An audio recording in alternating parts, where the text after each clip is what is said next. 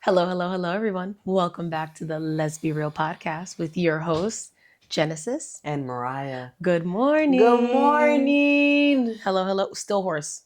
We are still hoarse, guys. We're still trying to recoup. I don't know why we were screaming at the DJ set, but screaming, hollering. Like we were trying to talk over the music. We were. And like, hello. Hi. Now I sound really like raspy. My ears were hurting me. I know. Did you notice that when we walked in, they had earbuds? They all do. They do. People who like do DJ sets and raves like get custom earplugs. Because it's damaging for your ears. I could see that. And we were in front of like I felt the earwax move. Yeah. There was enough vibration in my head. Douche. It was like clink, clink, clink. I was like, you know when it starts, you start. We were like, I'm over here like, please clean your ears. Yeah, that's exactly what that is. And it's I'm like, panicking. That means you're not doing it. You're not doing a good job. No, we were in front of like, I don't know what it's called, like a subwoofer. So I could feel it. Like my heartbeat started going to the music and I was like, are you panicking or is this just fun? I have no idea. But it was fun. Mm-hmm. No, it was good. Fun. So we're still hoarse and that'll be that for now. Yeah. It is what it is. We'll be fine. But what did we do this week? We went to the mall and we got perfume. Fragrance. Yes, we were down. I had no more cologne. She ran out of her perfume. So we're like, we got to go. We had the kids. We're like, why don't we torture ourselves enough by trying to smell as many different concoctions of perfumes of everything and colognes while having 3 children? Because if you have children or not, or have gone out with your niece or nephew, going to Macy's, a game was how many testers can they get and smell, and they want to smell everything. They want to smell everything. Like each child like had like 15 little things. They were all just like, it's like Pokemon cards. Yep, it was like Pokemon or Yu-Gi-Oh cards. And, I know. Yu-Gi-Oh. I know. That was tough. I know. I had to bring it up. Yeah, one of my cousins used to have the thing for the arm. That's wild. I remember being like, "You're cool. Stop." Yeah. Careful. Careful, SpongeBob. No, though those are, you know what it was? I made that remark because I went to the table. So at the park where I used to go, I used to bring my binder. I had a binder. Oh yeah, you were cool. Wanted to play, and then there was like one person that had like the map. Oh, okay. So there was like a map of where you put your cards, and then there was that one person, the coolest kid, with the thing on the arms, and I'm like, and then they just be like. And they won everything, and they knew every single rule, like when you were like 8 years old. Yeah, listen. We had no access. I had no idea how to play Yu-Gi-Oh. I had cards with just the idea. numbers on top. Apparently, it was like, no, you got to divide it by 3 and find the square root of that. And I'm like, baseline not happening. So like, no one really invited me at the table to play. Like, they just allowed me to watch. They were tired of you like not knowing how to play. They're like, you can sit down. At that point, like my reading was not reading. I wasn't reading. I wasn't. It was a year before we hit Sylvan Learning Center, so they're like, pick up that one. I'm like, I don't know which one. It's true. Shout out to Sylvan Learning Center, because of you, I can read. So, so that's where I was trading with, because like it reopened some wounds for me. I'm so sorry to bring this up. We went to the mall, and they had a bunch of testers and stuff like that. So we were going there. So prior to going into the mall, we were driving in front, like we're about to go park. Right, yeah, about to park. And we yeah. see a herd of, or a group of people standing around someone. Yeah, in the middle of the street, and I'm like, someone that works in medicine is like, fuck. Like, you automatically, not that we're complaining that we have to assist, but you have to assist. Not that you have to, but that's always like, God damn it. Like, so I would threw the car into park in the middle of the road, threw on my flashers, told Genesis to stay in the car with the kids. I ran out. There was a girl on the floor. Passed out. And there was someone holding her up. So I ran there and did my full-blown, okay, what's going on? She's not responsive. Mom is there. They were traveling. I'll bring this in. They were traveling from Canada. Yep. They were going to be going back. And she was just recently diagnosed as a type 1 diabetic. And she was in her 20s. So I was like, by the mirror, everything happens for a reason. There was a reason why we had, like, it's just for this woman. Yeah. For us to be there. And as soon as she said that to me, I was like, she's her sugar is probably really low. She's like foaming at the mouth and everything like that. So I called for Genesis to come. She came, ran out. I told her I needed her glucometer and I needed her Narcan. We call it sugar Narcan. Yeah. It's glucagon. Glucagon, yeah. So can pause. When a nurse looks at you and goes, "You come here," I was like, I don't know what I'm supposed to be doing right now. Because I didn't know she was a type 1 diabetic yet. Yeah, because she was still in the car with the kids. I know the kids were going to freak out. Correct, right? So I was like, what the hell am I supposed to do in this situation with my no medical training, aside from how to save my own life? Yes, so, she came over and I told her, because the girl's on her literally just passed out. So I'm like, someone, it's like the bystander effect where everyone assumes that everybody else is doing another job. It is a real thing. So I was like, you call 911 and tell them where we're at. Mom, you stay here. There was a woman holding her head. I'm like, hold her head. And then they're like, we're gonna get her juice. I'm like, she can't swallow. Drink, She's gonna aspirate her. The fluids are gonna go into her lungs, and it's gonna create another issue. So I called for Genesis to come over. She came. I was like, I need your finger stick, and I need my glucagon. So she ran to the car. She came out. We did a finger stick. Her sugar was 46. I did a finger stick.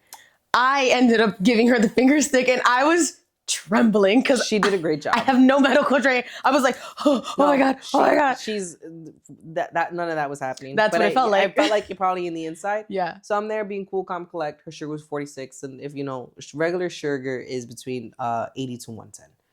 So she was at 46. Typically, when you dip past 50, there's just not enough sugar. So what's happening is that there's not enough sugar going to your brain, so your brain starts to shut off. And that's when it stops. It'll try to preserve the most important. Your vital organs. Yeah, so your liver, the things in the middle your heart, are what your vital organs is what's going for. So that's why you pass out and there's nothing going to the brain in which you could go into a coma and you can die. So being a diabetic, whether you're type 1 or type 2, being hypoglycemic like that, especially in the state that this woman was in, is dangerous. So she came, it was 46. Great, give me your nasal glucagon. I was doing sternal rubs on her. She was not responsive. So prior to inserting it, told Mom, I'm going to put something up her nose. Give her about 10 seconds. She should come back to us. But she, so, all right. So we put the thing in her nose. Her eyes popped open. Eyes popped wide open, but she was obviously delirious. She didn't really know what was going on, but she kept going back into sleep. We rechecked her sugar. We were there for a while. Yeah. The kids were fine in the car, by the way. Yeah. They were I was checking on them. Yeah, because she was the one that was running back and forth because I stayed on the floor with the girl. So she was, we stayed with her until the ambulance comes. Some people from Macy's were coming out. They were like, we have a juice. And I said, that's great. We can't give juice right now. I need her to talk to me. So that means if she's talking, that means you can swallow. So they came out, try to help. We try to get her into a chair and stuff like that. She still wasn't as lucid as you would want her to be after passing out. Do a sternum rub. A sternum rub is when you get your knuckles and you rub on somebody's chest. Like right on your sternum, right in between the pecs. I'm telling you, it is painful. So every time I did it, yes, it is. She'd the come poor back. Thing. I felt bad. And she was like, ow. And I'm like, well, then open your eyes. If you opened your eyes, we wouldn't be here. I didn't say it like that, but in my head, I'm like, you got to wake up. You got to wake up. I'll stop rubbing on your chest if you can wake up. In which she sure enough did, stuff like that. We rechecked her sugar within 10 minutes and it was 77. So she was coming up. She was coming up. Yeah. But it was tough because, it was the first time that I saw her on the ground, right? Yeah. I'm envisioning you like that. So like in the beginning I did say, it's like, there's somebody on the ground, so I got to help. I primarily help, one, because I would like to think that I'm a good person. Two, pay it forward. If that were my mother or one of our children, or if that was Genesis on the ground, I would hope that the world worked in a way where someone could give that back to me and to help my family. So it seems like she might have been walking around the mall. I mean, this is where you come in for this. Yeah. So from what I understand, she was new to being a type 1 diabetic is what we understood. She did not have a pump on. She didn't have a pump because I was going to rip the pump off. You were going to take it off. Yeah, I was going to rip her pump off because, again. So sometimes she had a CGM, which is what checks your sugar, which is what I have on my arm. And her CGM was attached to her phone. As a type 1 diabetic, at least as I am, I walk around with my finger stick, my glucometer that manually checks it. I have my intranasal glucagon.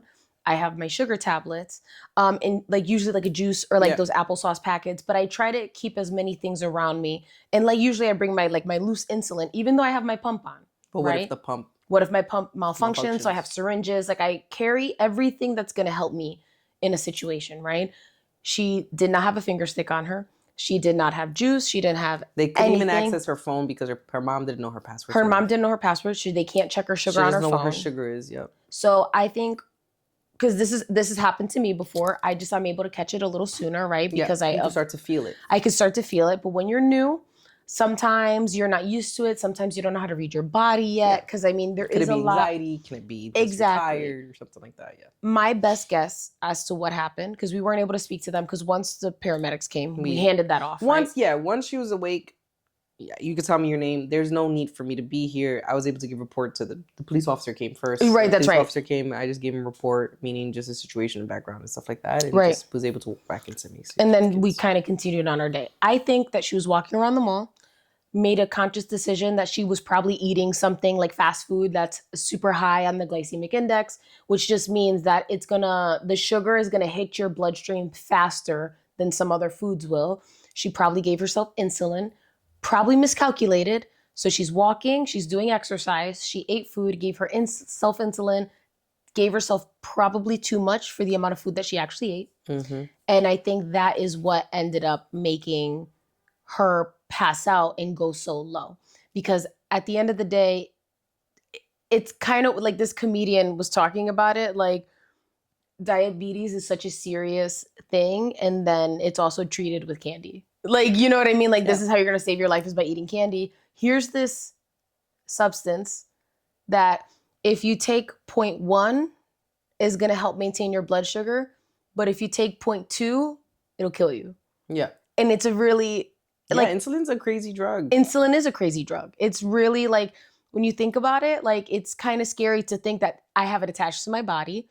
There's been times where people's pumps or their what checks their sugar miscommunicates to the pump, and then you're getting more insulin than you should be getting. So I think that it was just a combination of walking around in the mall, too much insulin on board, and just being a new diabetic. Yeah, no. I mean, I don't know if y'all know this, but the for people who work in healthcare and stuff like that, the pumps have 100 units of insulin. Yeah. And for those who don't know, 100 units to the face will kill you and not bring you back. Like, there's no coming back from that. There's not enough. So, like, when I first met her, I was like, oh my God, there's 100 units of insulin in a device where I have no control over. There's control. But like you said, what if there's a miscommunication between your pump and your CGM? What if they think your sugar is 300 and we've checked your sugar and it's much lower than that, you know? And then your basal rates increase because of what it thinks it needs to catch up. So not even that you're dispensing your insulin, it's dispensing it for you. So, like, that was a big thing for me in the beginning. I was like, what if? You never know. You never know. And it happens. Like, even on my diabetic forums, I think there was one where the girl, her sugar was 343. She tested herself and she was 86.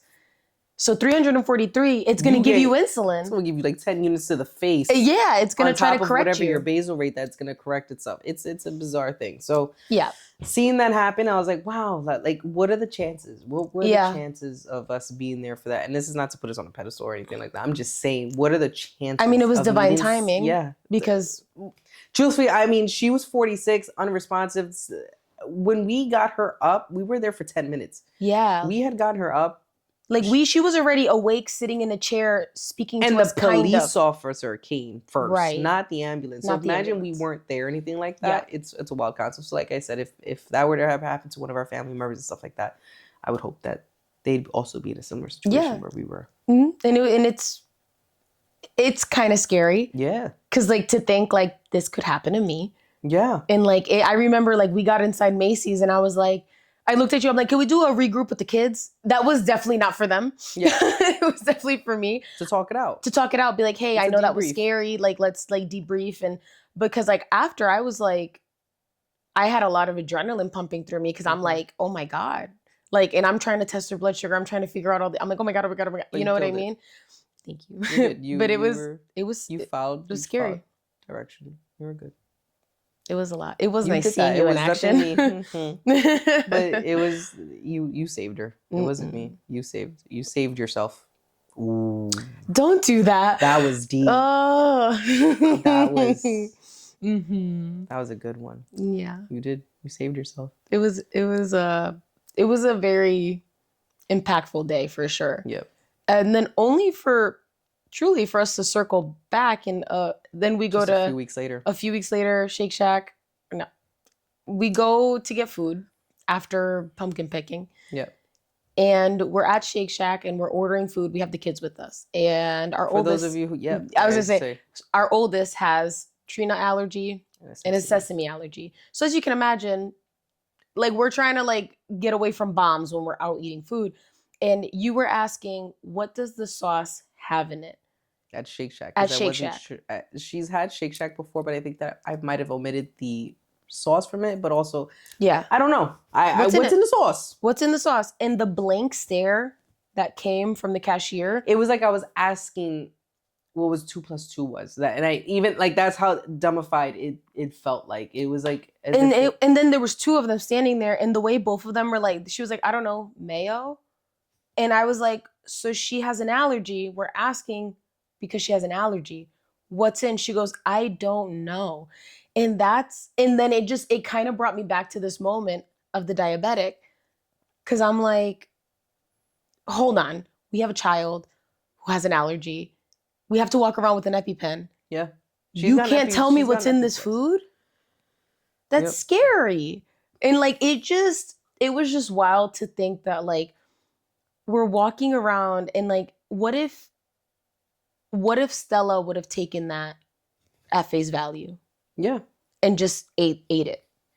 I mean, granted, we're with her, right? Yeah, but still. But it was the first time I ever came across something like that. Usually when you're at a restaurant or even at fast food places and stuff like that, and you ask, like, hey, what's the ingredient, something like that, it's usually like, oh my God, let me go check. I don't know the answer. It was the first time where it was like, yeah, I don't know. And I was like, okay, so let me rephrase the question again. So, like, because she has a nut allergy, I'm not asking for, like, shits and giggles and to be on Jeopardy. What's in it? The sauce. And to the point where you looked at me and you went, am I crazy? I literally turned around in the line. I'm like, am I crazy? Like, I'm crazy right now? Like, I know this is not happening to me at a, like, am I saying something wrong? Yeah. Like, and it was just... And she's like, nah, you're right. I'm like, all right, so I'm going to go right. Like, literally, I turned my head. I was like, so you don't know what's in the sauce. Phenomenal. Great. Never mind. Omit it. Forget it. Yeah. But, like, I don't know. It's just... It's wild. It was really... I think, like, it's scary because it's like, I know that she's vigilant about her allergy.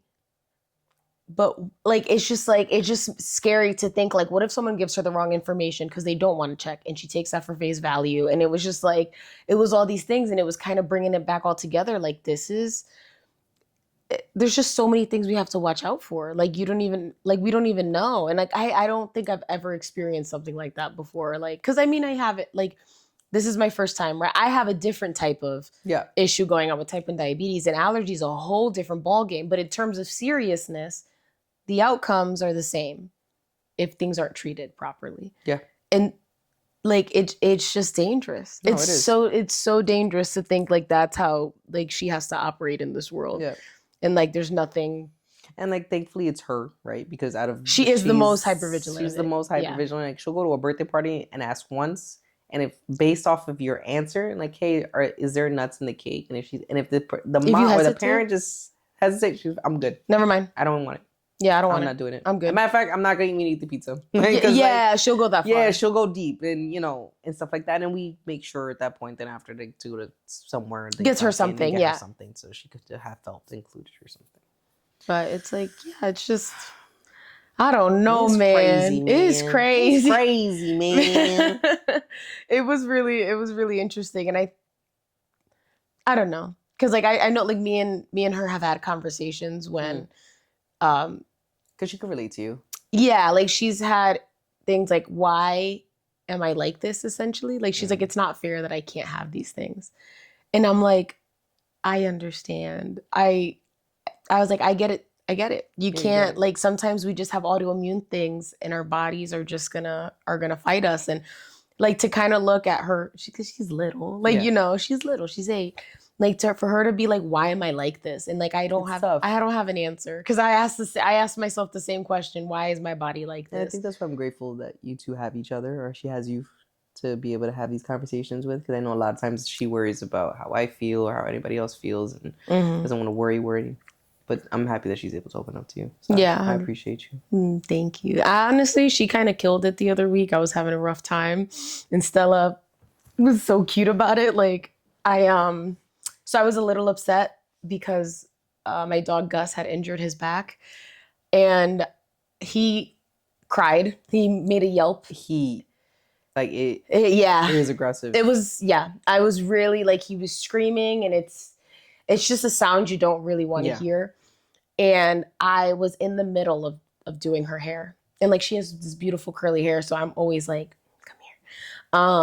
I was in the middle of doing her hair. He yelped, so I stopped, grabbed him, settled him in, and I came back, and I just started bawling my eyes out. I couldn't help it.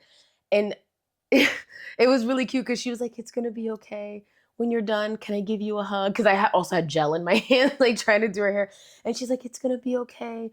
I know. Like, we just got to keep moving forward. And like, I was like, she's coaching me through this as I'm like crying. And I'm like, we're trying to go to breakfast. I just want to finish doing your hair. And I'm having a breakdown. So she supports me too. Yeah. She had came to me after she did her hair. She's like, Genesis is like really upset. She's like really sad. She was telling Olivia, because Olivia had to go get her hair done. Yeah, Olivia she was like next. Coaching her. She's like, Genesis is really upset. She's like really sad about Gus right now. So like, tread lightly. Yeah. Whatever design she wants to do, just go with it. Like, if she says ponytail, get the ponytail. Get the ponytail. If it's a high ponytail, you won't have to rock a high once a day. Yeah. Because Olivia never wants a high pony. Never. Even though she looks so cute. Yeah. She's like, give her a hug, and like Stella was like really like, what's the next steps with Gus? And I'm like, we're just gonna take him to the vet, and we'll we'll take it from there. And he is doing better. Much better. He's doing better. He is back to normal. He is Gus. I was devastated. I was trying really hard, and I couldn't help myself. So Stella really helped. So good. I got her back, but she got mine. I wasn't expecting that. Like, I know, like, she's sweet, but like, I think that was the first time I think I ever cried. Yeah. In front of her, because like, for the most part, I try to keep that stuff away because I don't want them to think like we're like emotional messes. So yeah, it was really sweet. I was just kind of like, wait. And then it kind of made me cry even harder, but I can't tell her that. I'm like, this is still about Gus, I promise. Like, you know? So it was really sweet. I was like, oh, Stellawella. Mm-hmm. Speaking on Gus, finances. You like how I segued that one? I thought that was really cool. That was really good. That was a good one. Yeah, that was good. Gus is... he's an expensive hot dog. Yes. I spent... a lot of money. A lot of money on his back for him to be... I was like, oh. I spent a lot of money to hear that sound again. And you had just finished paying Gus off like 3 months prior to this. Yeah, like I worked really hard to pay off that vet bill in a year. And you did it. And I did it. And then to hear the noise. And to hear that noise, I was like, oh no. So, and I think that was a great segue into talking about finances, because that's what we're talking about today. Yeah. So let's take a little break and then we'll hop into it. Let's do it. Let's go.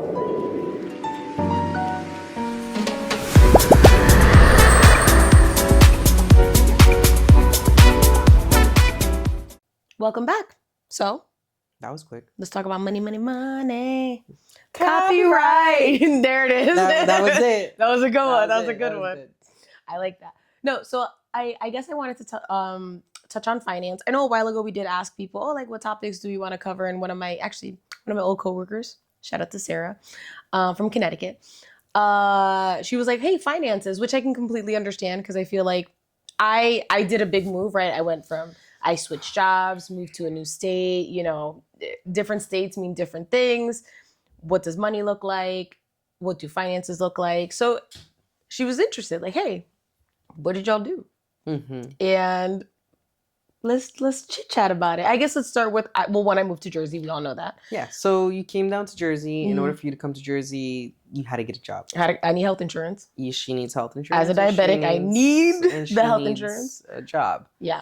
Because I think coming down here, I think that was the smartest move for you to be able to do, and it fell right into place of how you started living with each other and stuff like 100%, yeah. So health insurance, being able to get a job. I already had an apartment, but I was already knowing that I wasn't going to renew my lease there just because of everything. Like, it was overpriced. Yeah. It was good in the meantime. It was a brand new building, so they had crazy promotions when they first opened up, like 3 months rent free. And then I was like, no problem. So can I divvy up those 3 months into the 16-month lease? Yeah. Which then made my rent significantly cheaper. Cheaper, right. Right. So, I was already planning on moving.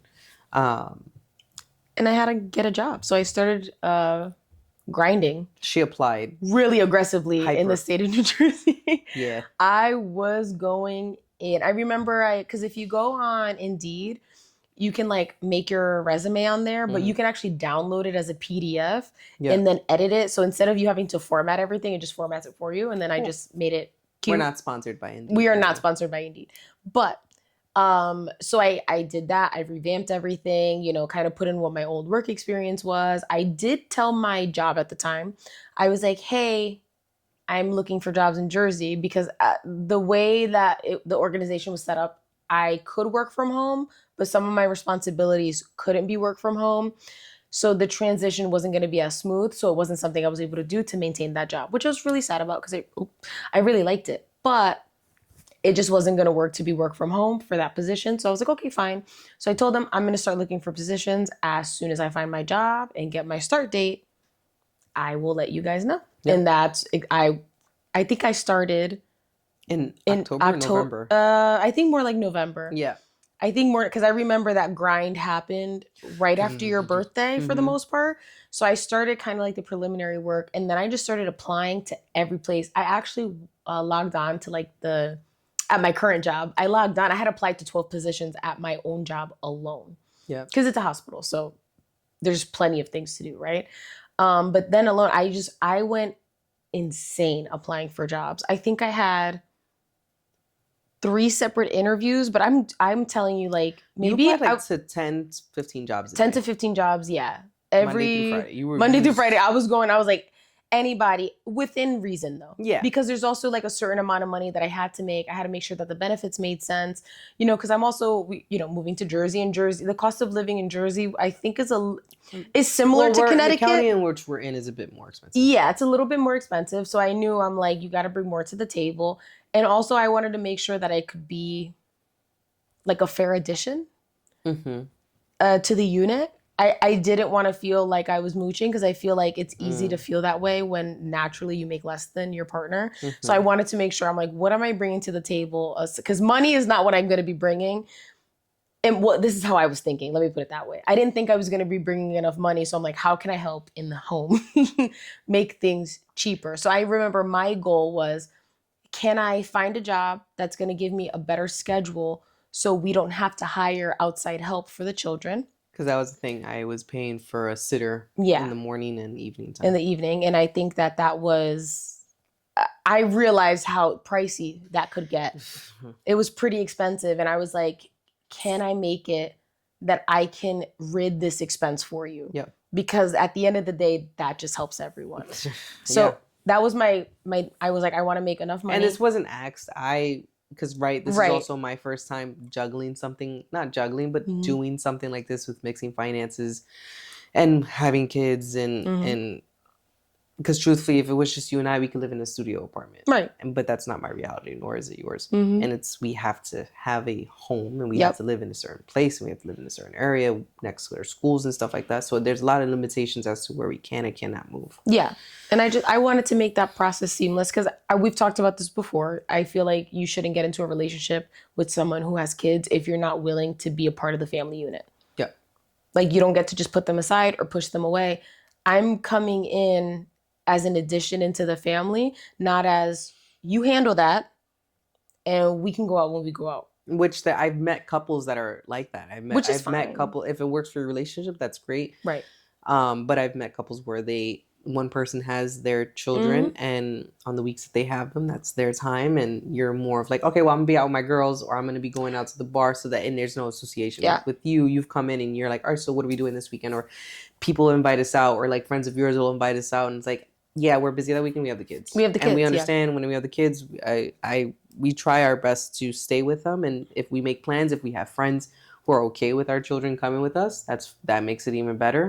If not, then we totally understand. But we enjoy quality time. Yeah, we want to make sure that we're spending time with them because it is limited at the end of the day. Limited. So it's like we want to make sure we're making the best out of the time that we do have with them. But also it's like it's the Monday through Friday. Like we have to do school, we have to do parties, we have to do this stuff. So I'm like, I need to make sure that I need to make our life easier, not harder. So it's like, if I can find a job that's going to give me the hours that I need so we can switch off, so we don't have to hire a babysitter, I'm like, that's going to be best case scenario, because I just don't believe coming into a relationship with children and not being a family.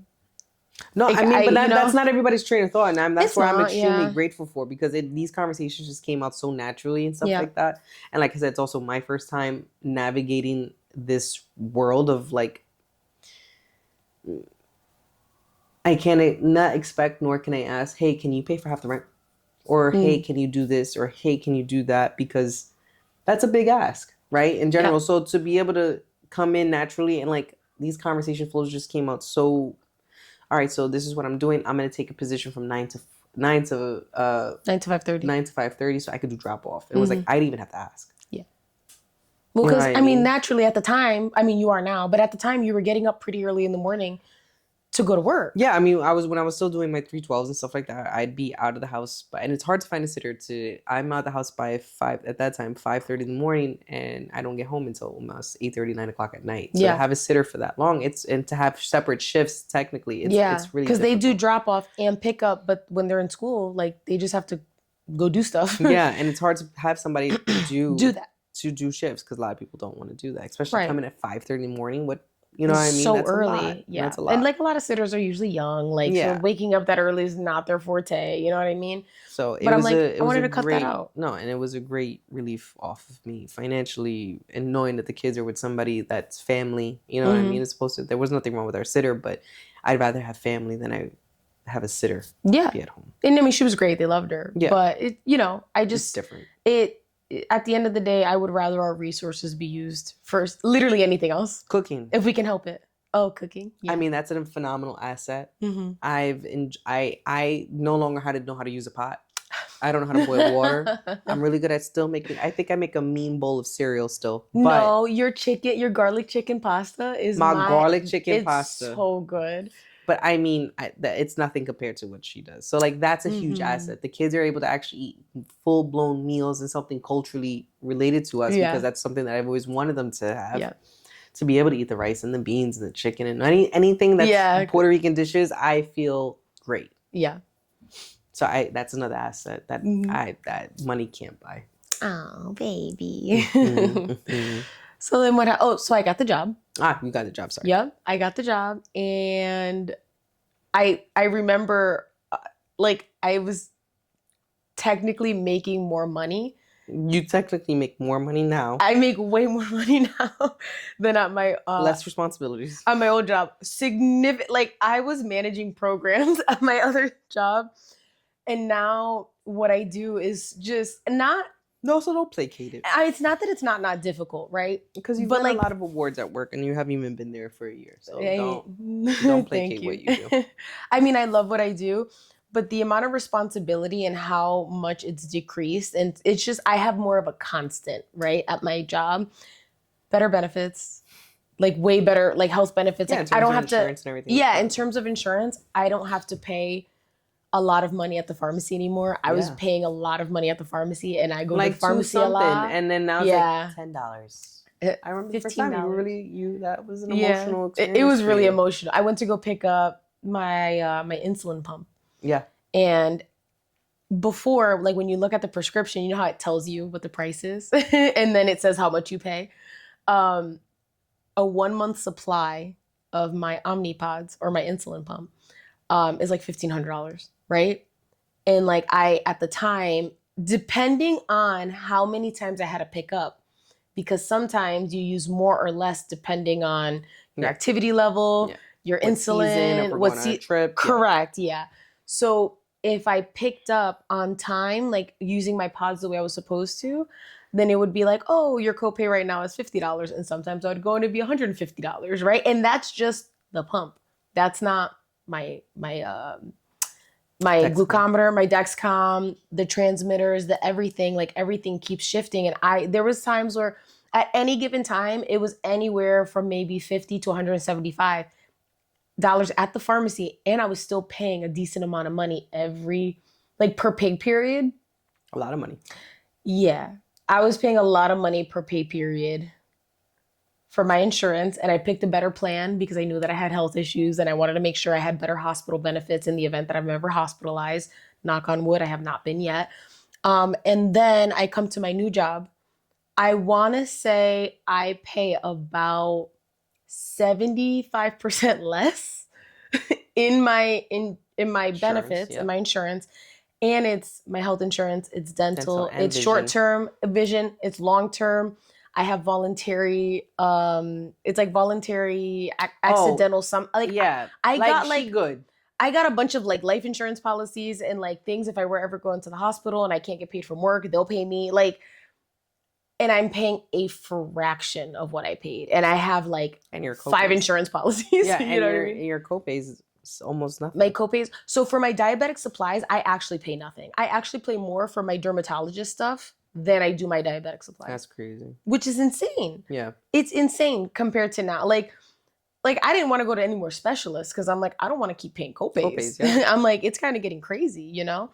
So it's like, once I got all of that and we were able to not have to have the babysitter anymore, I was like, I finally started to feel more comfortable, and I was making way more money than before too. Mm-hmm. So I was like, oh my God, I actually feel like I'm like a player in the game, right? To the point that because I was leaving my job, they were taking care of my phone bill. And as soon as that job stopped, I was like, oh my God, I have to be an adult and pay for my own phone bill. Mm-hmm. So I can proudly say I handle our phone bill. She pays our phone bill. I do pay our phone bill all by myself. You pay our gas bill. I do. Because I drive now 5 times into the city, 5 times a week. Yes. To the city and stuff like that. So gas can get pretty. And what's helped out is that I have a truck, but I have a truck. She now has a truck, and I now have a sedan, which is a great help because it was every 3 days I was putting almost like $70 worth of gas into my truck, as opposed to now I'm paying Bertha 30. Ann. She takes big back Bertha Ann. Bertha Ann takes a lot of gas. A lot of gas. But my car Ella, she takes about $35 a week, and I'm good. And I'm chilling, and so I appreciate that. It is nice. We literally completely swapped cars. We swapped cars. So you know, for me, it was like, all right, in terms of splitting things, it's like you said it best. It's equity versus equality. And I was like, wow, and that really stuck with me because I was like, wow, that's truthfully what it is. You offer so much, or you help so much that there's no money can't put anything on it. Oh, and even that, when I was doing my 12-hour shifts, like you'd put the kids to sleep and dinner, but like it took such a load off my plate. Mm-hmm. Yeah, because there was like that transition period before you got the new position. I was doing pickup and drop off and cooking and then the house would be immaculate. That was just for you, because I knew you like seeing a clean house. Yeah. After a long day at work, I know the last thing you want to see is toys all over the place. Yeah. So like but even that, you don't have to do that, right? The primary, just if the kids are okay, that's all I care about. But yes, you were also feeding into my mental issues of like, let me take away this toy, even just not the toys, just even the decorative pillows being the bed to be made. I'm a straight psychopath, and I know many people can disagree with this. The bed. I know. The bed. I warn you now. If I can't do the bed, I'm like, I couldn't do the bed. And I don't even. So like, I just feel like when you wake up in the morning, the bed should just be made. That's just. I've always started my day off like that. It's a good way to start your foot off for just the day itself. It's giving military. A little bit. I mean, it's giving. But yeah, I can't complain. I'm happy over here. I'm happy how things have situated. I like that we are both comfortable enough to have these hard conversations in terms of finances. Yeah. Because it's and being honest with each other, because there was an instance where the conversation flow was very similar, and someone blatantly lied about their finances, and you were transparent from the beginning, and you had no idea. I had no idea that you had that bad conversation. Yeah. Yeah, like, so I got this, and my credit score this. I'll marry you right now. Yeah. That's crazy.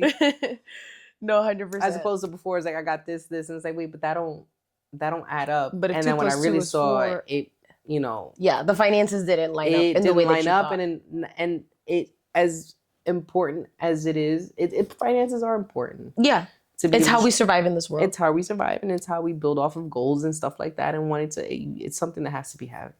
conversations to be had. And I feel like it could be harder for people in our positions where there is a difference in pay. Yeah. Right. And I 100%. Think that sometimes it could be like you don't want to feel like someone's mooching off of you. Not that those were my feelings, but like in the terms of you having those feelings, like, oh, well, I want to make sure that they don't feel that. And then I also don't want to feel like I'm putting a burden on you. Yeah. Or expecting you to do what I do. Right. Right. Yeah. And stuff, because there's things that you fulfill in our relationship that I don't fulfill. Or one hand washes the other, I should say, and stuff like that. Oh, 100%. I think that was always my fear. Like, I clean the bathrooms. Yeah, you do.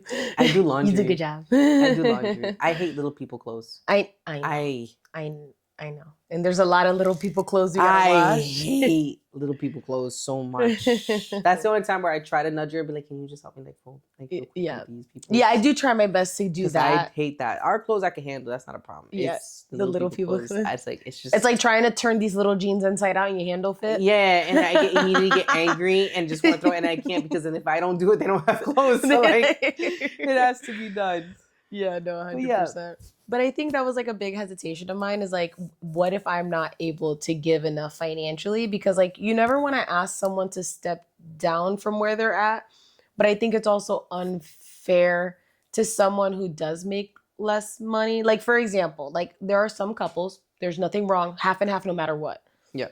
And I think it's tough because like if I only make, say, 60% of what you make, half and half is taking a lot more out of my bank account than it is for someone else. And that's why I think equity versus equality. Like if someone is making 30% less, I think that they should, like how you divvy it up in my brain should be 30% less. Because if you have $200 in your bank account and I have $100 and we have to split a bill of $200, that leaves me with no money, right? And then you still have $100 left. Yeah. So I think that's a tough position to put onto someone. And that's what I was afraid of. Like, well, what if I can't provide enough on my end? And that's like when getting a job, like I was being, I think, a little aggressive on the pay scale of things. Like I was telling people, this is what I'm expecting. When they're like, how much, what's your range? I'm like, this is what I'm expecting. But you stuck to it. I did. And I got exactly what I wanted. Yeah. And because it works out for what we're able to do. Like Correct. I said, we can't go 50-50, but there's things that you pick up. I will, like when we do our Costco runs and stuff like that, I can't go to Costco by myself. No. We go together. And this is how she contributes because like I will buy everything. And that first time you went to Costco. That first time I went to Costco, I blew $475 and had no idea what I bought. I probably bought nothing from the list. Yeah, it was. And now we go together. It's the goal is to be less than $250. Correct. That's the goal. I mean, and I love how we've kind of found that sweet spot at Costco. And like, for example, like you'll handle Costco, but I handle if we go to Stop and Shop or ShopRite. Which typically we do because the kids have like sometimes we need like filler stuff. Yeah. And that I don't need to buy that or I can't buy it at Costco. Yeah, because we don't need 16 pounds of deli meat for 7 days. Yeah. So because it's not going to last. Exactly. So whenever we go to ShopRite, we cover that. Yeah, exactly. And that's, or like if we go out to eat. Yeah, if we go out to eat, you'll cover it. I'll try to cover that. And like kind of like going back and forth because like I know, like for example, our birthdays happened or mine happened, yours is coming up. And I mean, you killed it this year with my birthday. And all I'm thinking is, how can I repay someone who's so amazing? How do I give back the energy that you gave to me for my birthday? And I don't need any of that. I know you don't, but it's like, you just like, I always say like, what do you give to the person who has everything that they want? Right. And it's like I went to my first ever Broadway show for my birthday. I went to go see Wicked. And I died. It was phenomenal. I was fully living my best life. Yeah. And then you surprised me with another show. Oh, I did a Boo Basket that the kids gave you. Yes, you did a Boo Basket. The kids got me little tchotchkes you got me little tchotchkes that the kids gave me. And then you surprised me with tickets to the 50th anniversary show in Manhattan for the Rocky Horror Picture Show. And that was on Friday. If you know me, y'all know Jenny. She loves her some Rocky Horror. The first time I watched it, I don't know what they were saying because she spit it. I sang the whole time, the whole entire time. So I'm like trying to like engulf myself and like really enjoy the experience. And she's like, Transylvania. I'm like, what is he? Is he? What is the? What is he? Because the movie the itself is wild. Like it really is. But the reason why I like the Rocky Horror Picture Show, because it seems like a lot of nothing is happening. Like everything and nothing is happening. Well, also disclaimer, Genesis is highly into like the semantics of like how things are done. I'm so sorry. Cinematics, yeah. Thank you. I appreciate that. Yeah. Of how movies are done and made and stuff like that. I like the cinema. I do like I like to like not something that I research heavily. But if there's like a certain camera angle, I'm like, so they're doing this camera angle. That's what I'm saying. Because they're trying to invoke this type of emotion. That's why you feel like your heart's racing, and that's why it feels like that. Like that's kind of where I'm at with cinema. It just increases my anxiety. Yeah, that's the point, and that's why I love horror films, especially because they do it a lot. So the Rocky Horror Picture Show has a lot more depth to it, but it's like if you don't understand the state of our world in 1975 when it came out. And what was going on. Because we were both alive during that time period. Do you want to fight? Mm-hmm. Are we fighting? Yeah, we are. This is it. Well, if you don't understand what was going on in 1975 in terms of like politics and wars, and because it was right after World War II, but that was still heavily in the zeitgeist in terms of what was going on. Yeah.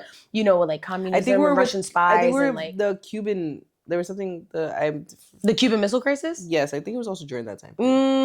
Not too well versed on that, and I'm not gonna pretend because like some history buff is gonna be like you stupid. But basically, it touches upon like religion and people being like squares or like just tradition American households and how some of the traditional American things of getting married and having a baby, all that stuff. Like it touches upon all of those things while also throwing in an alien scientist in the middle of it. So yeah, it's supposed to be a commentary on that. Yeah. But if you don't understand the nuance of what was going on then, it just looks like a stupid movie. It looks like a dumbass movie. It really does. And I love it because it's also a musical. Yeah. And like Tim Curry is in a corset in heels. The whole time. And I live. You live. I absolutely live. And we enjoyed ourselves at the Rocky Horror. We really did. It was a great time.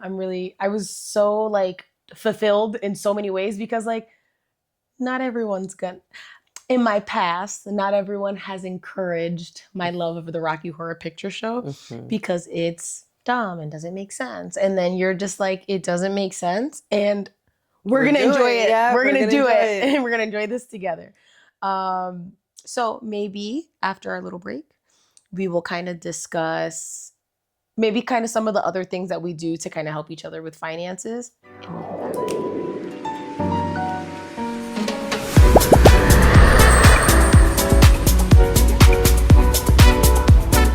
Welcome back, everyone. Our brief siesta again. Siesta. Can this just be like a GIF? Like I would like that to be, like I would like to send this as a sticker to people. Yeah. Like here you go. Whoop. It's so cute. So back into finances. Yeah. I think I also wanted to just tie in on like how we communicate about that. Yeah. Because I feel like I think touching on finances is also like it's a pretty hard subject. It is. You know what I mean? Especially when you're meeting someone new. Like we also, as fast as we moved, right?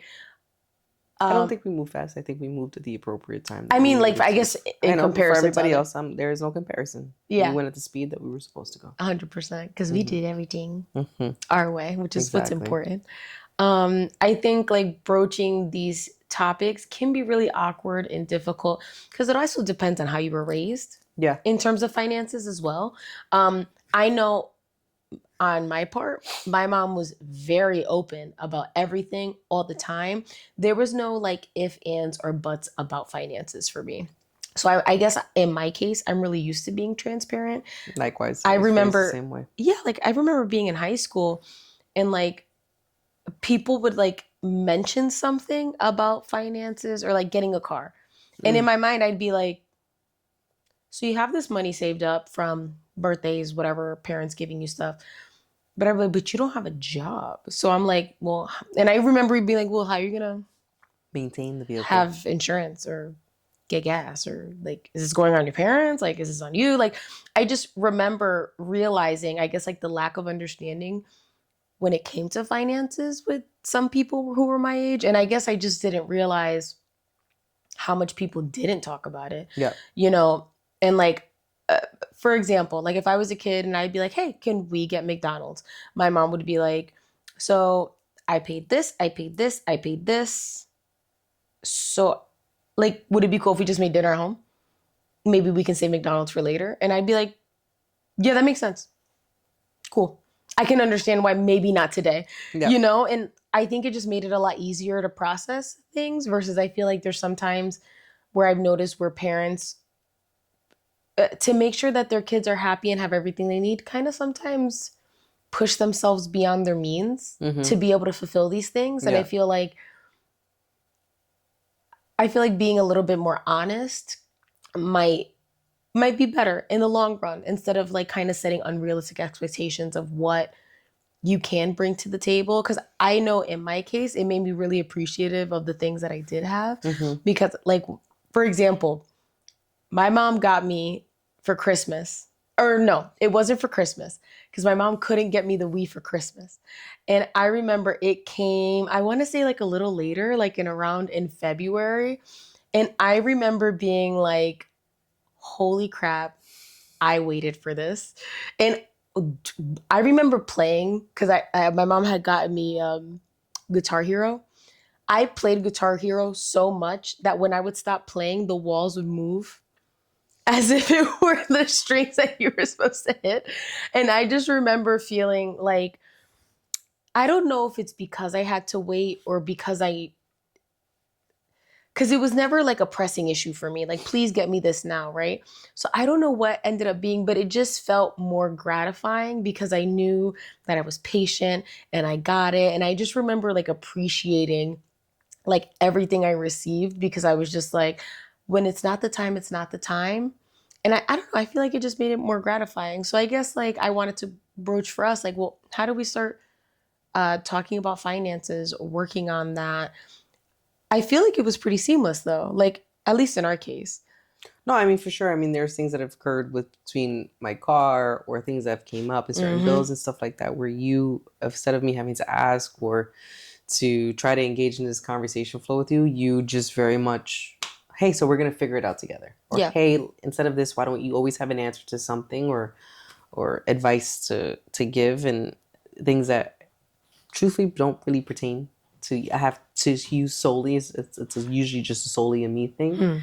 And you've always bridged that for us. Well, because it's not just you. No, you're not right. anymore. You know what I mean? Like, I understand. I think it's also a lot of people are stuck in their ways about how they do things, how they manage finances. And like, I don't know. I believe in merging ourselves. Yeah, no. And I like think that putting everything together. You've definitely created the space for us to have financial conversations to be in a good way. Yeah. It's not awkward. It's not me asking you of anything or you asking me of anything. It's something that's it just comes very natural. And I think we always set the tone with like, hey, this might be a difficult conversation. Yeah. If I sound like I'm being defensive or not just in terms of money, but like in any sense of way, this is just me speaking out loud. Yeah. Like, I just need to say it. I just need to say everything out loud because I don't have the capacity right at this moment to be able to censor or filter how I want to say something. I'm just saying facts. I'm just spitting the facts out, and it's not a dig or nothing like that. Yeah. And I think, and vice versa. Right. I think finances do make people feel uncomfortable. Yeah. Which is why those combos are difficult. But being able to set the precedence before having that conversation flow definitely helps. Yeah, of course. And I always think, like, I've always been, like, super conscious. I don't like wasting, right? Do I like nice things? I think a lot of us do. But I'm a maximizer when it comes to that, right? Like Costco, for example. I'm a maximizer. I'm very much like, this is a good deal, but if I have to throw away 50% of this, then this is no longer as a good deal, right? So it's like, for example, the deli meat. We go to the supermarket and ask for 12 slices of salami. I didn't tell you the last time. I was like, can I have 12 thin slices because they're only going to be here for 3 more days? No, literally, and that's how many we're going to use. And it's like, but if we're going to buy 3 pounds of salami at Costco, half of it's going to go bad. You can't freeze that. Like, when she made carne guisado the other day, I'm telling you, because we had all the carrots. They were like 2 days away from no longer being carrots anymore. shriveled little friends. They weren't that bad. Let me tell you, we ate carrots with carne guisada. Yeah, it was the best. I was like, wow, these are so like, and I'd even ask, I'm like, why are there so many carrots? She's like, because they were leaving. We don't have the carrots are going bad, and this is what we're gonna make. So I was like, why not? I was like, I loved it. Yeah, I clean house. My eyes felt so bright. My vision. They were the healthiest they've ever been. 100%. And like, you know me, I'm in the aisle. Hold on. I'm doing price per ounce, price per pound. All the time. And if something is really good. The cart. Yeah, pretty much, because sometimes I can't push it. It gets too heavy. But I'm like, hold on. And then if the meat doesn't look good, I'm like, I don't care that it's cheap. I'm not buying it. Mm-hmm. That's not what's happening. You know, we're going to go to ShopRite. We'll get this at ShopRite. $40 worth of beef right now? No. We don't. And sometimes we do. And sometimes we don't. And like, I'm always trying to find, well, what has the best deal? If I buy the chicken here because it's this, is this going to be better than if I buy it over here? And I feel like that's how I try to contribute in terms of maximizing. But because people typically are in different wavelengths when it comes to budgeting, financing, I think it makes it hard when people don't want to talk about it, because then you just are assuming that each other's doing that work, right? And for me, I'm like, I noticed with you, like if something looks like it may go bad, like it's not bad, it's still edible. You just hug it straight into the garbage. And when Genesis saw me do that one, she was, if y'all know Genesis, she just starts doing that. What are you doing? I'm like, I'm not going to use these carrots, or I'm just not going to use this apple. Immediately I panic. I'm like, no, what are you doing? I haven't thrown away. I haven't cleaned out the fridge. No, I clean out the fridge. And I make sure that we there's literally nothing to clean out because we eat everything. Like on Wednesday, I look at the kids, I'm like, we got toast and we got like 3 waffles left. Figure it out. What are we eating? I got 2 sausages. I got this. Like on Wednesday, they honestly eat like a charcuterie board of stuff. They know. Because I'm like, they like that. They do, because then I'll like offer like a little treat and stuff like that.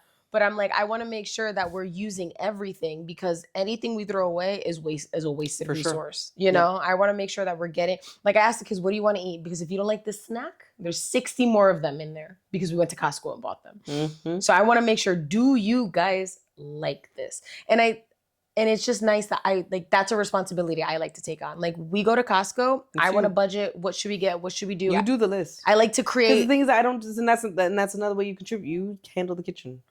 The kitchen is my domain. Yeah. You do it all. We have our weekly menu. Like we're doing this, we're doing this. If I have this left over, then I can make this. If I'm making this recipe, then I can make this on the next mix. Day. I wanted meal prep for the week. Yes. That's another mix. Not meal prep and your overnight oats. Which but it's so cheaper because now you don't have to buy lunch. Nope. You don't have to buy breakfast. Nope. I love the overnight oats I make are phenomenal. Great. I just don't want overnight oats. They're great. So I'm like trying to convince myself, just have this instead. But if not, I love my toast in the morning. I've been making sourdough. Maybe that's what I should do. Like we just stop buying bread and I only make it, which is a whole other. That's another. I don't know why. I don't know why I'm trying to torture myself at this point. But I think sometimes it's like a matter of like, can we just discuss the facts of what our finances are, what we have, what's realistic? Because I think the more you live outside of what you're supposed to, like, or when you live outside of your means, it just makes the money trouble harder. And if we can maximize at Costco, we can maximize in life. Exactly. Because now maybe we can go to the ice cream shop twice instead of going once. Because to be nice.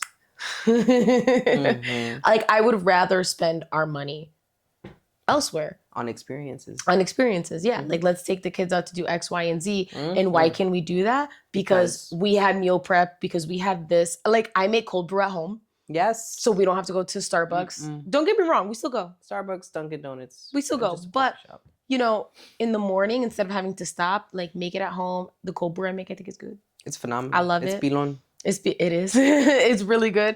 So it's like, I want to make sure that we are maximizing at home, because then maybe that means instead of going to, say, Rye Playland, which is closing, unfortunately, maybe we go to Six Flags instead. Yeah. Because we were able to save that amount of money, And like, I guess I just wish that people were able to have these open conversations, because like, isn't that like one of the highest reasons for divorce is finances? Is just money. And like, not being transparent enough. I met a couple once who they got married and they had no idea what their partner's bank account looked like. Oh. Like nothing. Oh, that's weird. I'm like, how much, like I don't even know how much to make. I'm like, that's great. And they've been married. You probably should know that. Yep. Like, how are you? Like, how are you budgeting? They found out that they didn't have a credit card. Oh. Yeah. That's interesting. I'm not saying that you have to have one, but like you kind of need. I mean, in order to live in this world, like having a good credit score is kind of imperative. That's why I scooped her up real quick. I'm like, you Puerto Rican with a good credit score? I can't even say it. Credit score. I'm not gonna hold you though. Remember the other day when I checked my credit score?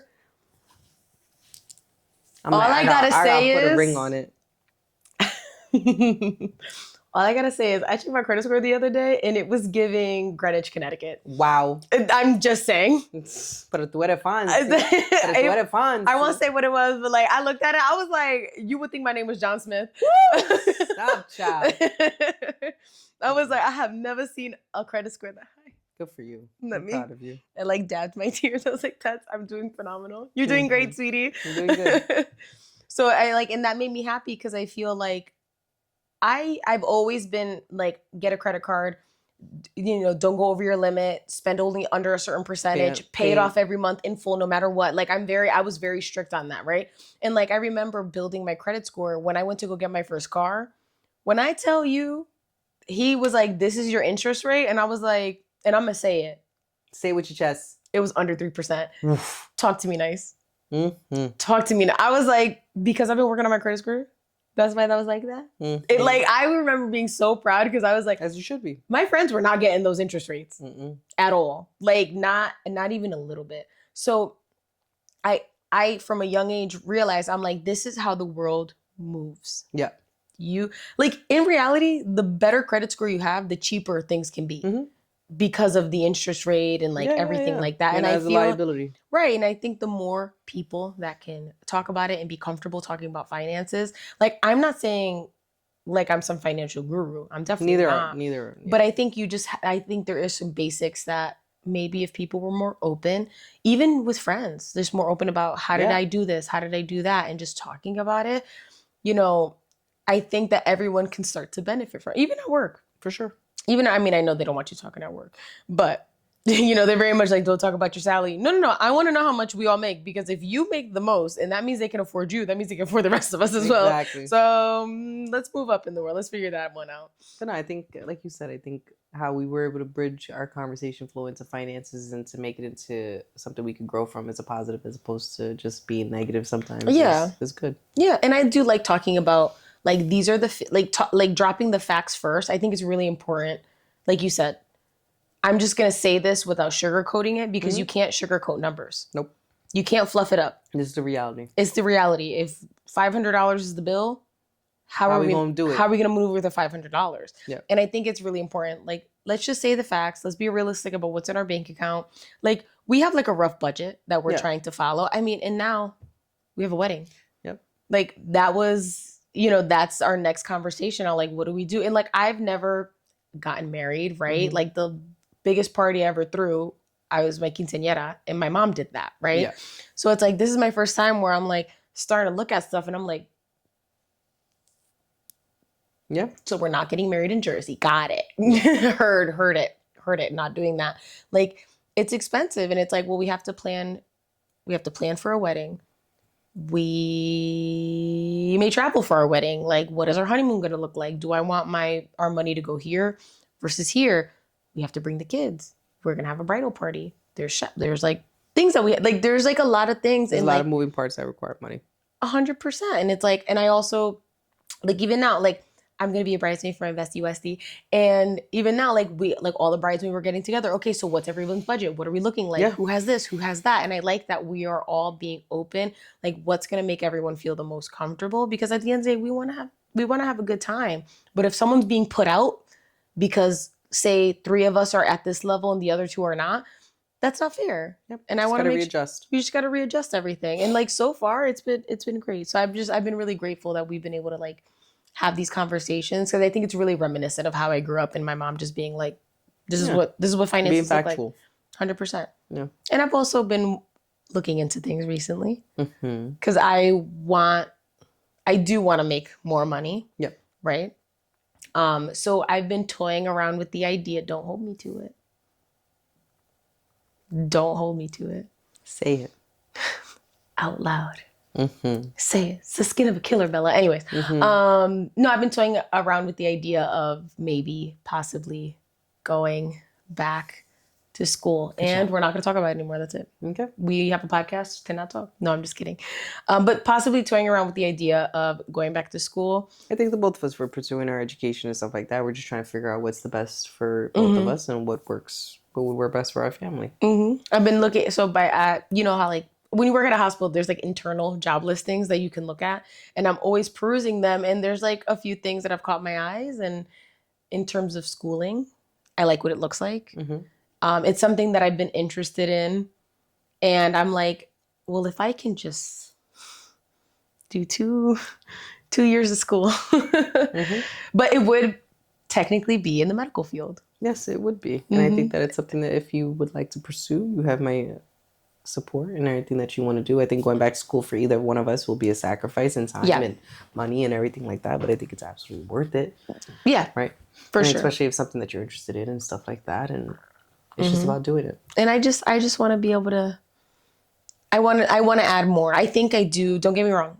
We've talked about it. I think I do add value, but I would like to be more comfortable, right? Like to have that extra, okay, maybe we can do this versus this. Maybe we can make this choice having versus more that. options. I would like more options. I think what you do now is more than enough. If you'd like to do more, I support you. I am always going to support whether you want to advance in any other way. So you got it. Just do it. I appreciate it. Just know I'm going to be a nightmare when I go to school. It's all right. We both will. All right. Well, everyone. It's been real. It's been real.